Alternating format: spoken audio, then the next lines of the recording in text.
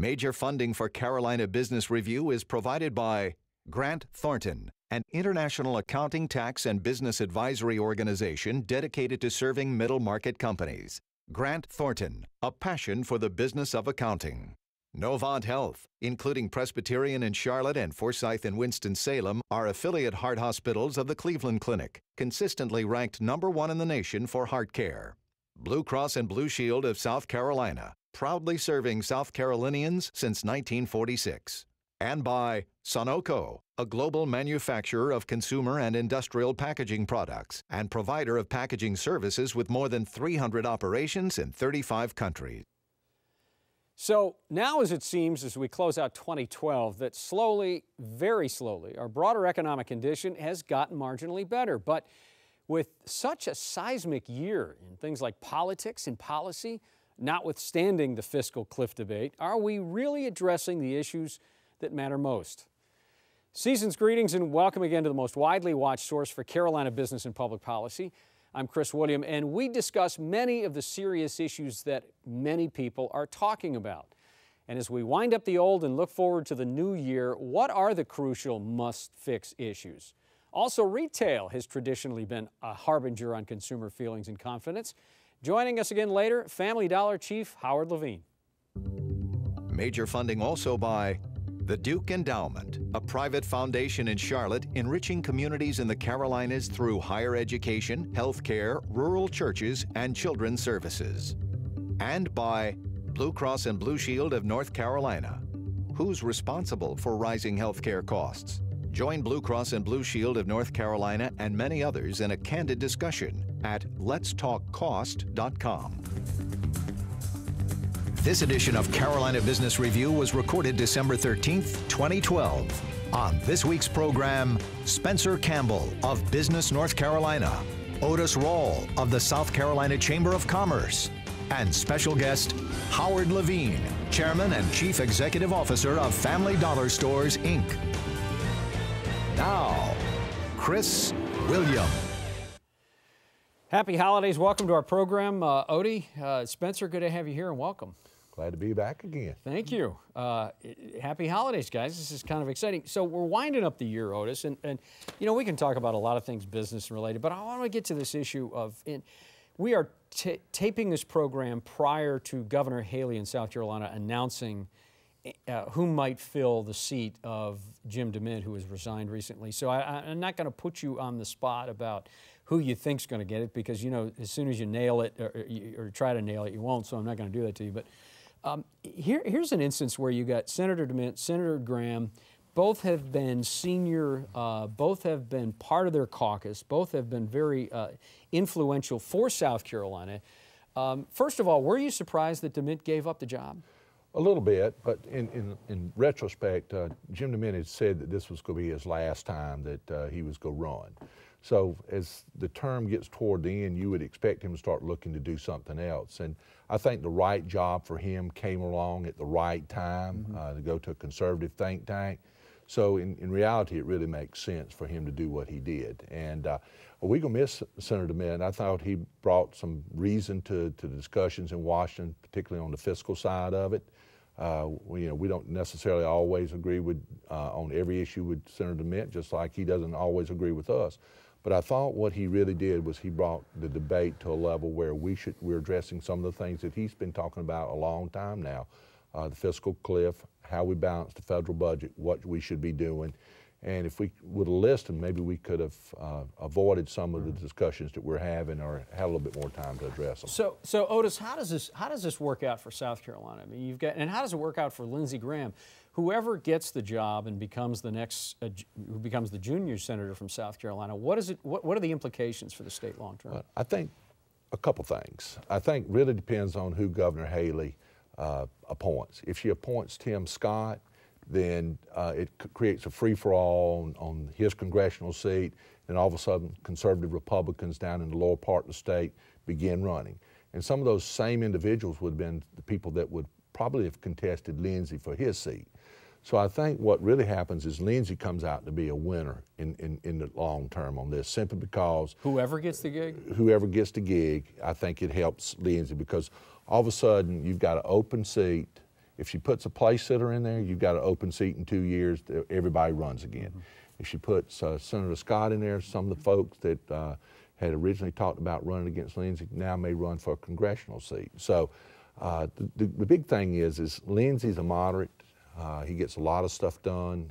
He's respected by both sides of the aisle in Washington. And if you look at some of the things that's happened of real importance for South Carolina, particularly the port, you got to look and say Lindsey Graham has been a champion, he and Jim Clyburn, as far as resolving those issues so that we've got the capability to expand in our state and really become kind of a gateway to the Southeast when you look at the post-Panamax ships coming into Charleston and how South Carolina and the Southeast can grow. And just one quick thing around this then, one last thing on this.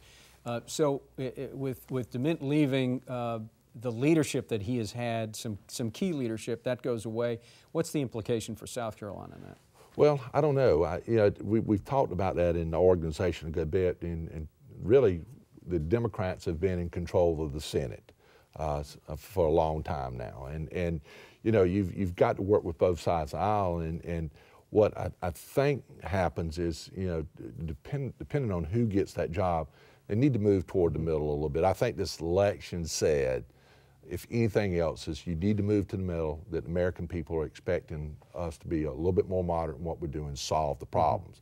I don't think you can just have somebody sitting way out far to the right or to the left and be part of the process. So what I'm hoping is to happen is whoever Governor Haley appoints, they're more centralist and willing to sit in there and resolve issues, not only for the state of South Carolina, but for this country. Yeah, let's stay on the issue of politics here for a second, Spencer, and bring it over to you.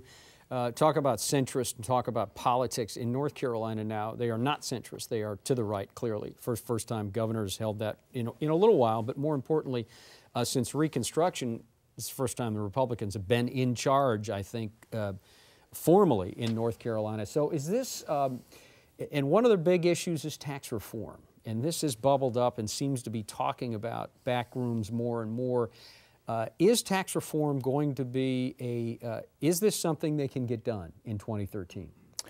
Right, so as Otis was talking about, everything's trying to move more central, except for in North Carolina, as you say, where the Republicans are supposed to be running everything. And for the past, I guess they took control of the House in 2010, or the control of the General Assembly in 2010. And since that time, they've been talking about tax reform, laying the groundwork, coming up, you know, reducing the income tax and the corporate tax. And it's what they're looking to accomplish more than anywhere else. The problem is that not many people actually think that it's actually going to happen. Really? What are the odds that you give that? Well, over the last decade, I think it's become pretty apparent that the tax code has to be reformed. It's based on the 1930s, back when we were more on textile and manufacturing and furniture and that kind of thing. And so over the past 10 years, it's had bipartisan support that it should be reformed, but nobody actually has gone forward with it. And so, yeah, over the past year, I guess, we did a story on it last spring, talking about tax reform, and they said they were laying the groundwork and obviously assuming that Pat McCrory would win and take over the governor's mansion and they'd have a clear path. But even as we're writing that and people are assuming that the Republicans are going to take it over, nobody really thought that they're going to be able to get it done, because what they're talking about is expanding the sales tax, expanding the base to include more services. Consumption tax, basically. Right. Yeah. The problem is that anytime somebody hears that, they think new tax.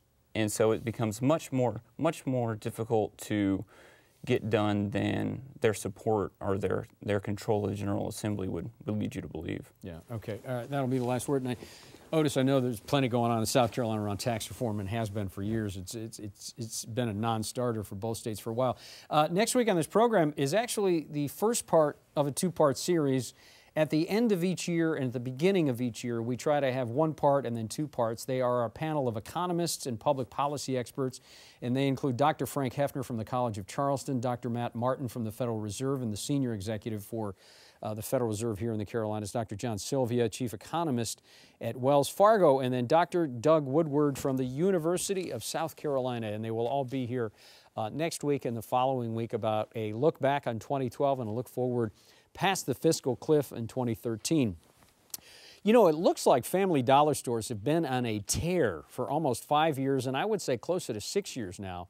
The discount retailer's corporate performance just about across the board has been pretty exceptional. Revenues, earnings, share price certainly, credit worthiness, all have been growing, and seems that Wall Street loves their prospects. So what does the CEO say about what their customers are saying, and can we interpolate the future at all from buying patterns and attitudes? Joining us again, Family Dollar Chairman and Chief Executive Officer Howard Levine. Mr. Chairman, welcome back. Thank you, Chris. Nice to be here. Nice to see you, Howard. Happy holidays. Thank you. Happy holidays. You know, Howard, first of all, let me just say congratulations. 5 years during arguably some of certainly the toughest recession in a 100 years, or close to 100 years. How have you done that? Has that been about the changing demographic? Has that been about something you're doing at the company, or is there something else going on here? Well, you know, there's a lot of things that we've been working on over time, and you know, first let me say we've got a great team at Family Dollar. Our executive team has really done a great job executing, given the very difficult economic situation that many of our customers are facing. And what we've tried to do is just be more relevant to our customers during these times of challenge. Added a lot to the consumable categories, a lot to drive traffic into our stores, giving them what they want and what they use every day, and trying to balance that with some of our discretionary categories like home and seasonal and apparel. But we've been very focused on what I call that value-conscious consumer, and my gosh, everybody wants to save money today, and I think that's played pretty nicely into our business model. So how, over the last 5 years, how has the demographic walking in the door changed? Has it changed measurably? You know, it's interesting because I think we're known as being, you know, 40,000 and under has been our core customer and continues to be the largest percent to the total, but that's declined over the last few years. Our core low-income customer is really struggling. Hard time meeting living paycheck to paycheck, meeting their expenses and bills every day. And what's happened is that more middle-ish income customer has traded in with us and has really offset some of the deterioration that we've seen from the core. So we've been fortunate that all of our initiatives are driving our business to attract more middle-ish income customers without doing anything to offend that core low-income customer. Otis? Well, Howard, once again, good to be on the program with you again. And I want to go back to what you alluded to just a minute ago. You talked about this different customer. What are you doing to adapt your stores to continue to bring those customers in? I mean, is it product line? Is it changing what your stores look like? What are you doing to keep those customers that were not your customers to remain your customers? Yeah. Well, I think the most significant thing we've done, well, there's a few things, but most significantly, we've renovated half of our chains thus far. We started about 2.5, 3 years ago and really brought a standard to our stores that is second to none. Very competitive with all those in our channel, and I'd go as far to say even from the drugstores, their front end, that we're very competitive with what our new stores have done in terms of creating an opportunity to attract and keep more of those customers. We've also had a huge quality improvement initiative, particularly in our private brand offering, where we've tremendously grown our food with national brands along with private brands, and also in health and beauty aids, where we've had an addition to our assortment there in growth within our private brand strategy. And so we're doing some things. In fact, we think we're kind of at an inflection point here where we're really trying to update and improve the shopping experience and the assortment to keep that trade-in customer. But again, as I was saying earlier to Chris, nothing that we're doing is offensive to that core value-conscious consumer that is so important to us as well. Well, I noticed one other thing too, Chris, is that Family Dollar's kind of been a Southeast originally starting, but you're really expanding out on the West Coast a lot this year and looking to build 400 or 500 more stores. So can you talk to us about your national strategy and what you'd want to accomplish there? Sure. No, you're right. We started really in North Carolina and have really grown almost like an ink block across the country and opened our first stores in California last year. We're around 50 or 60 stores as we speak and are doing great there. It's been a great state for us. Not as easy to do businesses in North and South Carolina, I'll tell you, but so we appreciate that. But I will tell you that even despite some of those challenges out west, we think we'll have over 1,000 stores in California over time.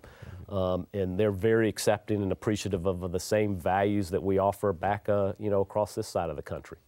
By the way, Howard, that water is not a prop. You are more than welcome to use that. Thank you, Chris. A little cold here. And for everyone. Spencer, next up, go ahead. Sure. Question. You recently, along with a lot of other retailers, have started to focus more on sourcing straight from the factory rather than going through, I guess, a middleman. Some estimates have this saving you 10 to 20%. Why are you guys turning to this now, and why is this becoming more of a trend among retailers just now? Is it because of margins? Yeah, I mean, we've been importing from overseas for well over 35, 40 years. We've often worked with agents or other people to help us source that merchandise, but given our size and given that we want to be a low-cost provider, means we have to buy as well as we can, and we feel like when we go direct to a factory, we cut out a number of those middlemen, and I think a lot of other retailers are doing the same. But in addition to that, more importantly, we can be more in control over the quality, the packaging, the shipping, and it's been an important part of our strategy to offset the margin impact from all the consumables that we've been adding. So it's a very important part of the strategy to continue to maintain our gross margin line. And we opened our first offices in Shenzhen and Hong Kong. We're going to open in Shanghai now. And it's been a very important part of our growth strategy. Fiscal cliff. We don't know how this is going to work, Howard. I don't even know after the decision. We're not going to know how this is, whatever the decision is. But we do know a couple of things. It's going to mean austerity, both on corporate and personal balance sheets, and it's most likely going to cost more and be some type of wet blanket on the economy. When you talk about all the expansion on your stores, but more than that, when you think in your head and when you talk to your direct reports, how do you think about modeling a capital investment, corporate spending? I mean, how do you go through that with any kind of certainty, or can you? Well, I kid our team. I said, we've just built a 20-foot wall around our campus to keep all the bad news out and just keep all the good news in. I wish it was that simple, but unfortunately it's not. Be candid with you, it's difficult to make decisions based on short-term data. We're making long-term decisions for the growth and the success of our company. This will work itself out. I'm sure our Congress and our President will act responsibly and figure this out.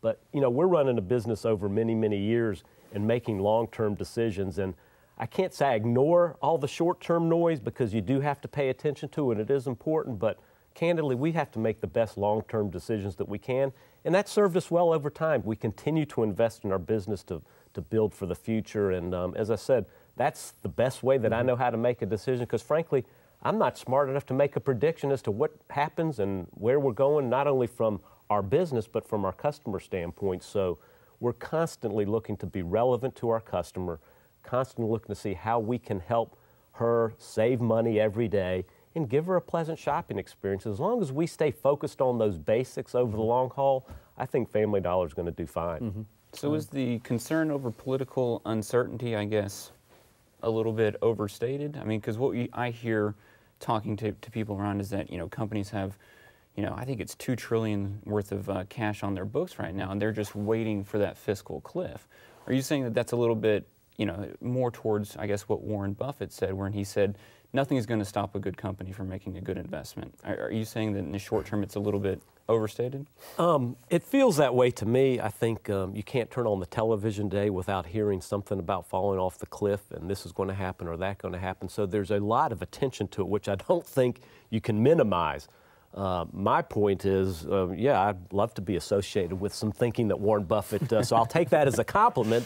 But no, I think a good company, which I think Family Dollar is a very good company, has to make good long-term decisions. We'll deal with the short-term implications, but I feel over the long haul, as long as we keep making the right decisions for our customers, we're going to be fine. Otis?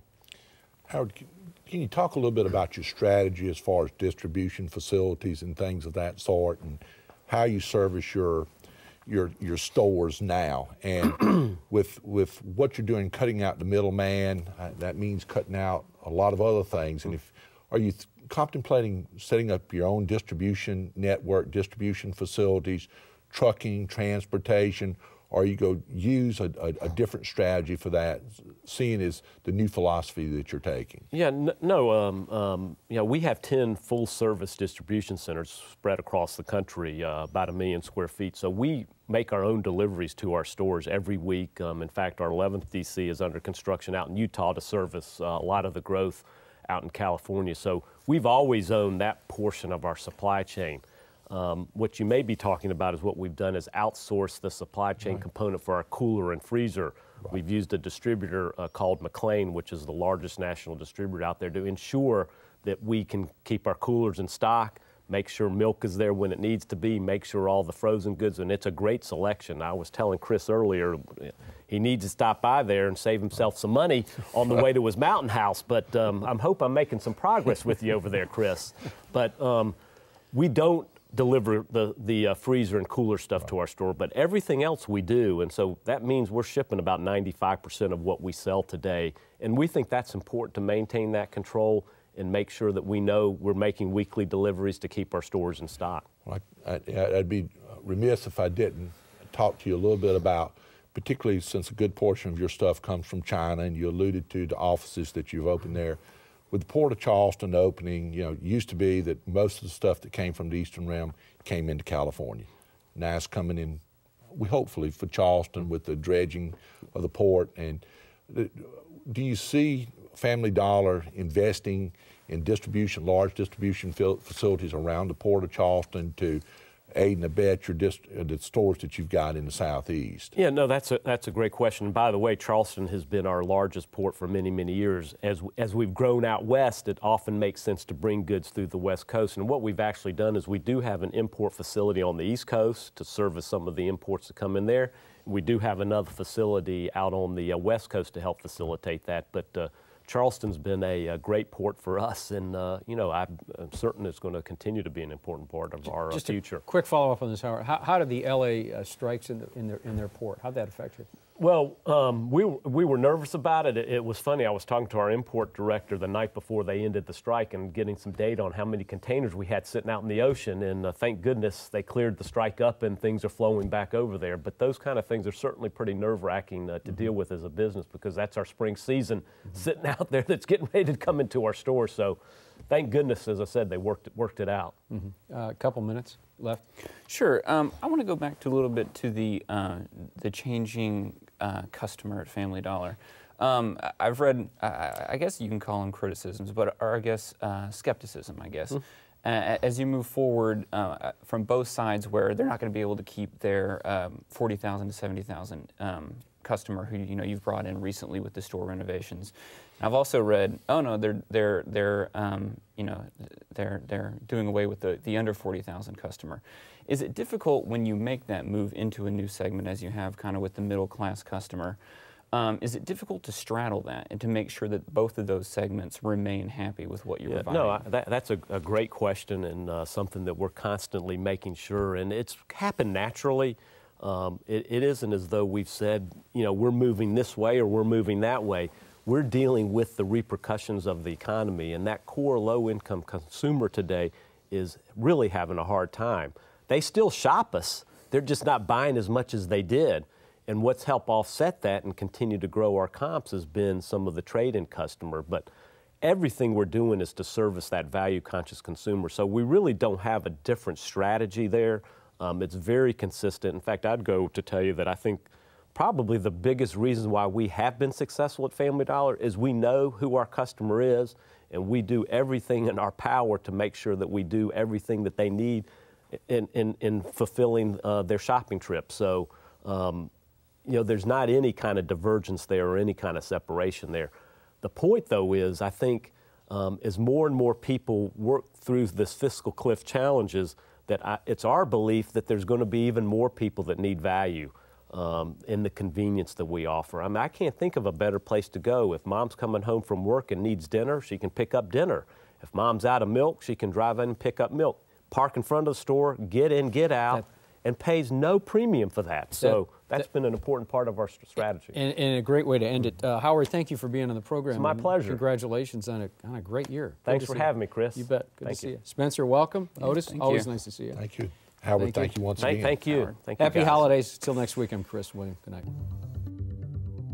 Major funding for Carolina Business Review was provided by the Duke Endowment, a private foundation in Charlotte enriching communities in the Carolinas through higher education, healthcare, rural churches, and children's services. Blue Cross and Blue Shield of North Carolina. Who's responsible for rising healthcare costs? Join Blue Cross and Blue Shield of North Carolina and many others in a candid discussion at letstalkcost.com.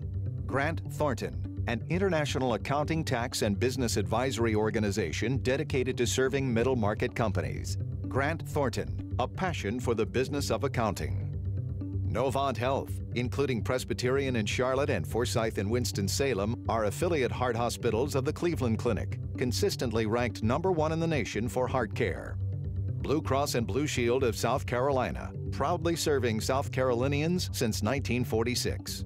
Sunoco, a global manufacturer of consumer and industrial packaging products and provider of packaging services with more than 300 operations in 35 countries. And by viewers like you.